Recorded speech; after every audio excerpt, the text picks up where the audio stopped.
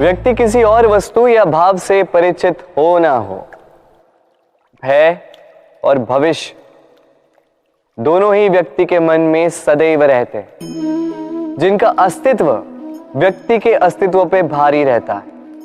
विचित्र है ना?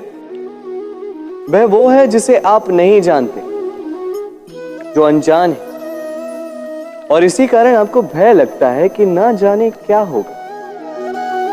भविष्य वो है जो अब तक घटा ही नहीं, तो जो घटा ही नहीं उसके विषय में चिंता क्यों?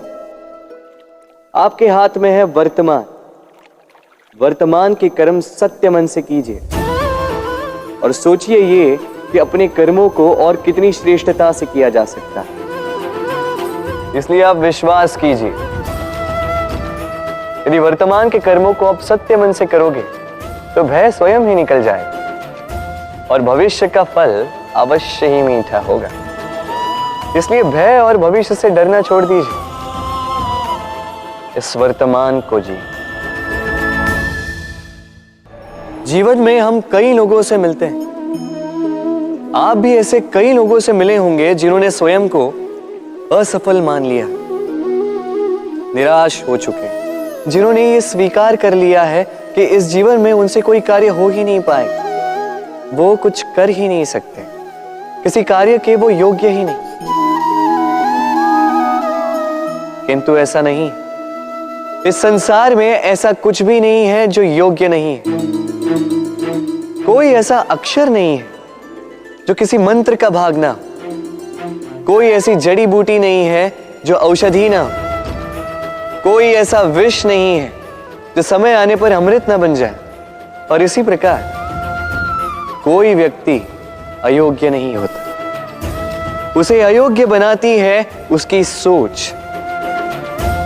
इसलिए स्वयं को जानो, जान जाओगे कि आप क्या हो।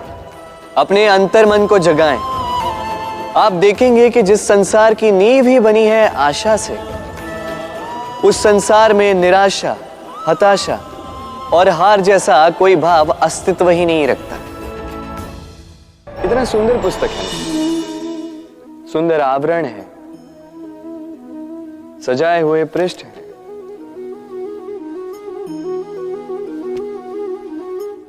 किंतु क्या ये सत्य में अद्भुत पुस्तक कहलाने की पात्र है? क्या इसमें जो लिखा है वो सत्य है, प्रेरणादायी है, हमारे लिए मूल्यवान है? कैसे निश्चय लिया जाए इस बात का? अब आप सोचेंगे कि सीधी सी बात है, आवरण को देख के पुस्तक की गुणवत्ता कैसे जानी जा सकती है? इसके लिए तो आपको उसे पढ़ना होगा, उसे समझना होगा, समय देना होगा, है ना? बिल्कुल उचित सोच रहे हैं आप। बस आश्चर्य की बात यह है कि पुस्तक के विषय में आप ये सारी बातें जानते हैं, किंतु किसी व्यक्ति के विषय में आप ये सारी बातें मन में नहीं लाते।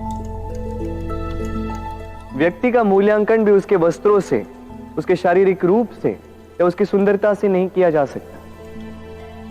उसके लिए आपको उस व्यक्ति को पढ़ना होगा, उसे समझना होगा, उसे समय देना होगा।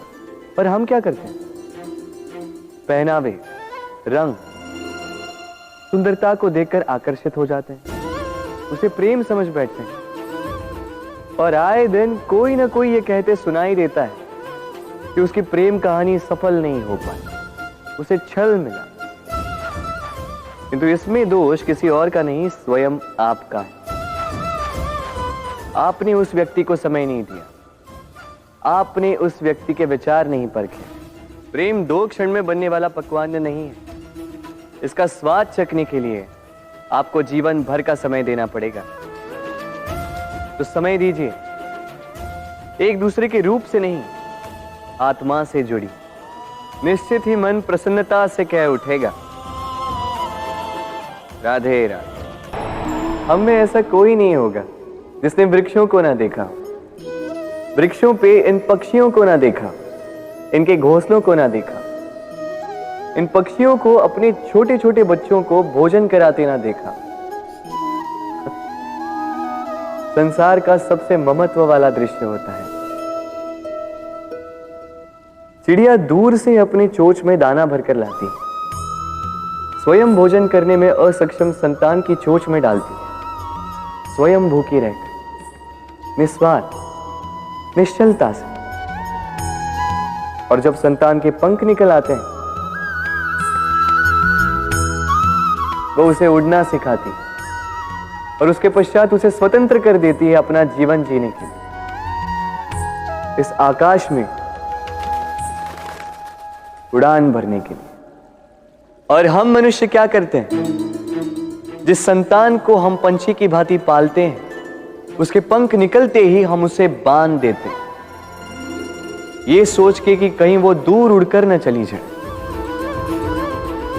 ऐसा नहीं कि इस स्थिति में माता पिता को संतान से प्रेम नहीं है, अवश्य, किंतु इसमें प्रेम पर मोह भारी पड़ जाता है, जो स्वयं अपने और संतान के भविष्य के बीच में बाधा बन जाता है। हम ये भूल जाते हैं कि हम केवल जन्मदाता हैं, भाग्य विधाता नहीं। तो जब प्रेम में मोह आ जाए तो वो प्रेम नहीं, स्वार्थ बन जाता है। इसलिए प्रेम को पास रखिए और मोह को दूर, क्योंकि जिससे प्रेम करते हैं उसका विकास नहीं रोका करते।